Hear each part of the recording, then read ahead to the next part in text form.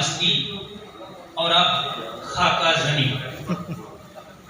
حاضرین و حاضرات، اشفاق احمد ورد خاکہ نگری میں خاکہ مستی مچانے کے بعد اب خاکہ زنی پر اتر آئے۔ کتاب کے نام کے لاحقے زنی سے ہمارا دھیان لامحالہ طور پر زن کی طرف گیا۔ پھر زن سے آپ کی غیر معمولی دلچسپی کو دیکھتے ہوئے گمان گزرا کہ یہ کتاب شاید زنیاتی خاکوں پر مشتمل ہے، جو کہ پروفیسر محمد اکرم سعید کے پی ایچ ڈی کے مقالے کا موضوع بھی ہے۔ لیکن ہمارا یہ حسن زن دو ایک پل کے جھپکنے پر تمام و کمال ہو گیا۔ تاہم اس موقع پر پروفیسر محمد اکرم سعید نے ایک نئی پھول چڑی چھوڑ دی۔ اپنی ٹیلی فونک گفتگو میں فرمانے لگے، ڈاکٹر صاحب آپ نے اشفاق ورد کی خاکوں کی نئی کتاب پڑھی ہے؟ عرض کیا میں ابھی کتاب حاصل کرنے کی کوشش کر رہا ہوں۔ فرمانے لگے کتاب کا نام تو سنا ہی ہوگا؟ عرض کیا جی خاکہ زنی ہے۔ فرمایا آپ کو پتہ ہے نام کے لاحقے میں زے اور نون کے درمیان الف مسنگ ہے؟ ہم نے کتاب کے نام پر دوبارہ غور کیا اور اپنی ہنسی ضبط نہ کرتے ہوئے کہا گمان ہے کہ اشفاق ورد نے تو الف ڈال کے ہی بھیجا ہوگا، یہ ساری غلطی کمپوزر کی لگتی ہے۔ تو فرمانے لگے کر لینے اب کمپوزر دا بھی کوشش۔ یہ انہوں نے اس انداز سے کہا کہ مجھے لگا یہ اب زے اور نون کے درمیان الف ڈلوا کر ہی دم لیں گے۔ خواتین و حضرات، اشفاق احمد ورد ایک مچے ہوئے تخلیق کار اور ایک مچے ہوئے خاکہ نگار ہیں۔ ان کو پتہ ہوتا ہے کہ کب کس کا اور کیوں خاکہ لکھنا ہے۔ یوں بھی انہوں نے جس کا خاکہ لکھنا ہوتا ہے عام طور پر اس کردار کی حالت پہلے ہی خاکہ لکھوانے والی ہوئی ہوتی ہے۔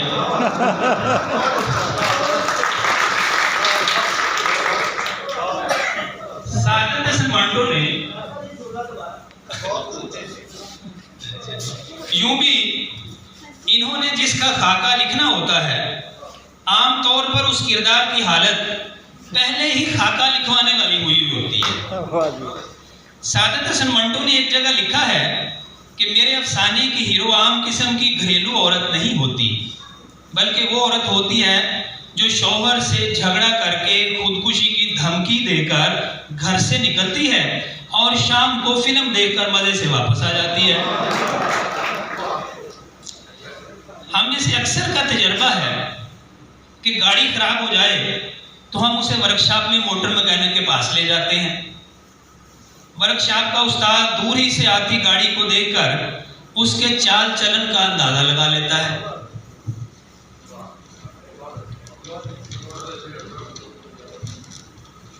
اشفاق ورد بھی خاکے کی ورکشاپ کا استاد ہے۔ واہ جی واہ۔ یہ بھی دور ہی سے اس بندے کو پہچان لیتا ہے جو کہ خراب ہو چکا ہوتا ہے۔ چنانچہ کوئی خراب و خستہ نصیب اپنے ڈولتے ڈالتے چال چلن کے ہمراہ جب ان کے سامنے آتا ہے تو اس ہرما نصیب کے گردا گرد لفظوں کا حصار کھینچ دیتے ہیں۔ اس حصار کی ذات میں آئے ہوئے کشتہ تیغ ستم کے پاس اب راضی با اشفاق رہنے کے علاوہ کوئی چارہ نہیں ہوتا۔ جن لوگوں کا بچپن کسی دیہات میں گزرا ہے وہ ایک کھیل کوکلا چھپاکی سے ضرور واقف ہوں گے۔ اس کھیل میں باری دینے والا شخص باقی لوگوں کی آنکھوں پر پٹی باندھ کر ہاتھ میں کوکلا گھماتا جاتا ہے اور بآواز بلند اعلان کرتا جاتا ہے کہ کوکلا چھپاکی جمعے رات آئیے جیڑا اگے پیچھے ویکھے او دی شامت آئیے۔ اشفاق ورد بھی ہاتھ میں قلم کا کوکلا پکڑے مقہور کرداروں کو دمکاتا جاتا ہے اور بآواز قلم کہتا جاتا ہے جیڑا آگے پیچھے ویکھے او دی شامت آئیے۔ حضرات گرامی، فن کا راستہ ایک طویل اور دشوار راستہ ہے۔ یہ پہاڑ کے گرد بنی خطرناک پگڈنڈی پر چلتے ہوئے چوٹی تک پہنچنے کا عمل ہے۔ فن کا عرفان مونا لیزا کی مسکراہٹ ہے، یہ لینارڈو ڈاونچی کا شاہکار مجسمہ ہے، یہ مشتاق احمد یوسفی کی آب گم ہے۔ لیکن بسا اوقات تخلیقی عمل ریاض سے زیادہ ریاضت کا عمل بن جاتا ہے، جو کہ سیسیفس کے عمل سے مشابہ ہے۔ سیسیفس چوٹی تک پہنچنا چاہتا ہے، لیکن اس کے ساتھ بندھا پتھر اسے پھر نیچے کھینچ لاتا ہے۔ یوں اسے ریاضت کے سوا کچھ حاصل نہیں ہوتا، اور اگر وہ چوٹی تک پہنچ جائے تو اس کی سزا بھی ختم ہو جائے اور وہ چوٹی سے دوسری طرف دیکھنے پر بھی قادر ہو جائے۔ تخلیق صبح ازل کا دیدار ہے، اور مرزا غالب کے نزدیک تخلیق چوٹی سے دوسری طرف دیکھنے کا نام ہے۔ منظر ایک بلندی پر اور ہم بنا لیتے، عرش سے ادھر ہوتا کاش کے مقام اپنا۔ اشفاق ورق جانتے ہیں کہ ایک تخلیق کار کا کام بلندی پر منظر بنانا اور عرش سے ادھر دیکھنا ہے۔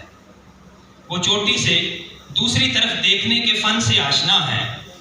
خاکوں میں ان کے مزاج کی خاص بات شخصیت کے ساتھ چھیڑ چھاڑ کا رویہ اور اپنی مرضی کی اپنائیت کا اظہار ہے۔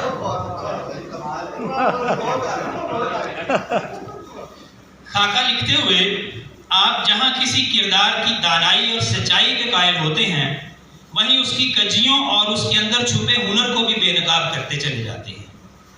اس موقع پر آپ صنعت تضاد سے خوب کام لیتے ہیں۔ مشتاق احمد یوسفی ایک جگہ لکھتے ہیں کہ بچھو کا کاٹا روتا اور سانپ کا کاٹا سوتا ہے، جبکہ ابن انشا کا کاٹا سوتے میں مسکراتا بھی ہے۔ مستنصر حسین تارڑ اشفاق ورق کے بارے میں لکھتے ہیں، یہ جاٹ ہے جو اپنے مزاج سے آپ کی پسلیاں توڑ دینے پر قادر ہے۔ اگر کوئی شخص اپنی پسلیوں پر ہاتھ رکھ کر ہائے ہائے کرنے کی بجائے مسکراتا چلا جا رہا ہو تو یقین کریں کہ وہ اشفاق ورق کی تحریریں پڑھ کر آ رہا ہے۔ اس میں مزے کی بات یہ ہے کہ مستنصر حسین تارڑ بھی ذات کا جٹ ہے، اس لیے اس نے بھی جو بات کی وہ پسلیاں توڑنے والی کی ہے۔ اب خواہ وہ پسلیاں ڈانگ سے ٹوٹیں یا مزاح کی چوٹ سے۔ جٹ کے بارے میں اشفاق ورق خود لکھتے ہیں، ایک دوست مجھ سے کہنے لگے ذرا جٹ کی تعریف کریں۔ عرض کیا ہوش کے ناخن لو میاں، جٹ کی تعریف تو سگا باپ نہیں کرتا۔ بولے آپ کو غلط فہمی ہوئی ہے، میری مراد ڈیفینیشن والی تعریف سے تھی۔ پھر عرض کیا معافی چاہتا ہوں، جٹ کی وہ والی تعریف بھی مشکل ہے۔ آپ خود ہی فیصلہ کریں کہ جس لفظ کے ساتھ وحشی یا کھڑاک جیسے سابقے لاحقے لگائے بغیر اس کا پروٹوکول مکمل نہ ہوتا ہو، اور جو لفظ لغت سے زیادہ جغت میں استعمال ہوتا ہو، اس کی ڈیفینیشن متعین کرنے کی حماقت کون کرے گا؟ اشفاق ورق شوخی و شرارت میں خاص ملکہ رکھتے ہیں۔ خاکہ لکھتے ہوئے ان کے ہاتھ میں مزاح کی اسٹیتھوسکوپ ہوتی ہے، جس سے وہ خاکے کے کردار کے انگ انگ سے شرارتیں کرتے چلے جاتے ہیں۔ اس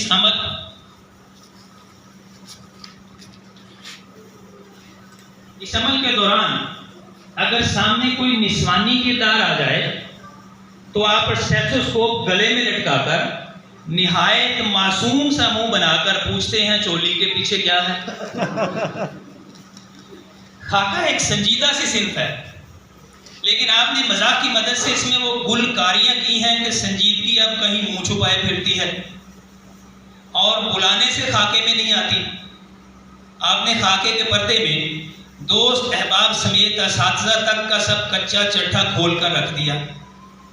کبھی کبھی تو مجھے لگتا ہے جیسے لوگ صبح صبح روزگار کے لیے گھروں سے نکلتے ہیں، یہ خاکے کا کردار ڈھونڈنے نکلے ہوتے ہیں، اور ان کی حالت حضرت غالب سے معذرت کے ساتھ کچھ ایسی ہوئی ہوتی ہے، اگر لکھوائے کوئی اس کا خاکہ تو ہم سے لکھوائے۔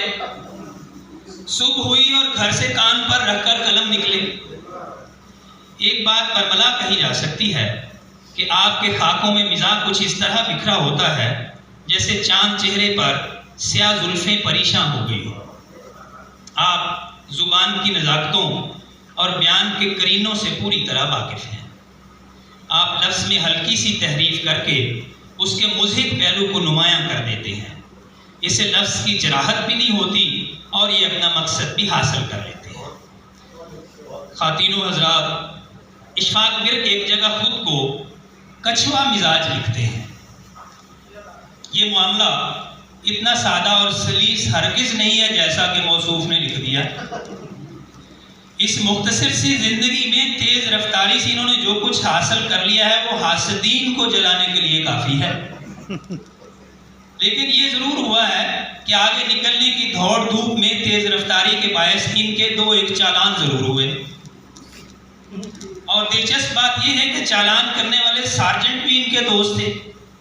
ہماری اطلاع کے مطابق آپ کا آخری چالان کالج دور کے کلاس فیلو کے ہاتھوں ہوا۔ اس پر آپ دوابہ کے علاقے سے باہر نکل آئے اور خود کو ایف سی کالج یونیورسٹی کے احاطے میں محفوظ کر لیا۔ یہاں انہیں نہ چالان ہونے کا خطرہ ہے اور نہ اوور سپیڈنگ کا ڈر ہے۔ حضرت آتش کے بقول ہر کوئی یا اپنے اپنے پیرہن میں مست ہے۔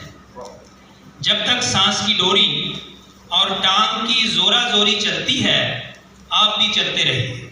نہ کسی کو نکلنے کا ڈر اور نہ کسی کو نکالنے کی فکر ہے۔